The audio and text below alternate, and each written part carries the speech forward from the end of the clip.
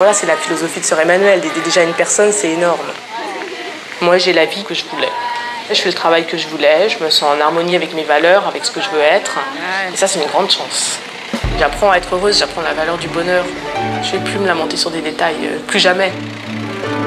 Nul ne peut en douter, Juliette est courageuse et passionnée. Elle est la preuve vivante que le développement est l'affaire de tous. Il y a petit mot.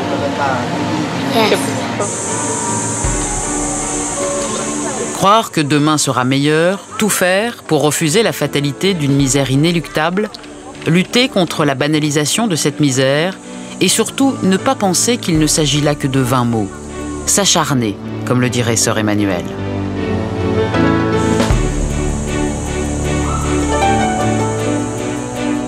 Je ne suis pas Super Marie, je ne suis pas Sœur Emmanuelle, je ne suis pas Sœur Marie. Nul n'est irremplaçable et je pense que quand on fait ce métier, on peut penser qu'on est utile, mais surtout pas penser qu'on est irremplaçable.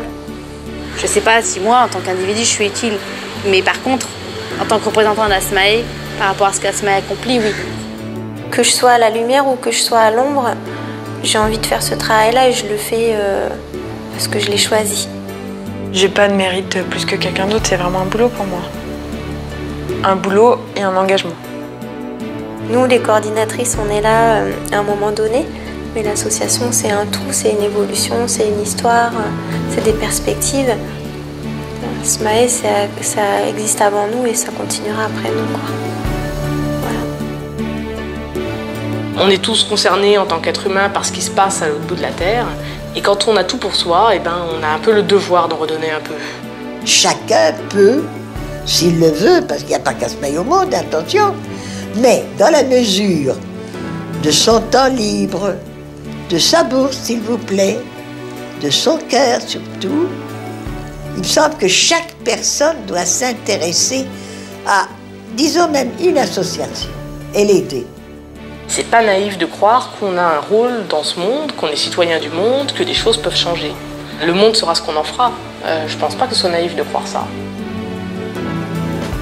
Avoir comme fondatrice un personnage qui a un charisme terrible, qui est médiatisé, qui est aimé des Français, c'est un atout pour l'association, mais si cette personne tend à disparaître, ça ne devient plus un atout, ça devient un handicap pour l'association.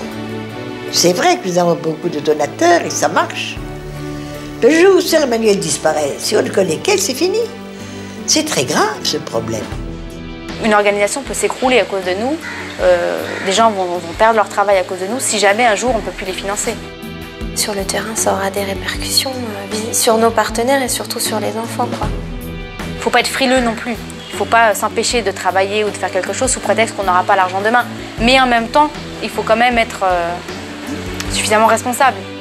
Il faut que les gens puissent avoir confiance en Asmae au-delà de Sœur Emmanuelle, quoi, parce qu'elle a mis son empreinte sur l'association, elle sera toujours présente, c'est la fondatrice, mais on est des professionnels et l'action va perdurer au-delà d'elle.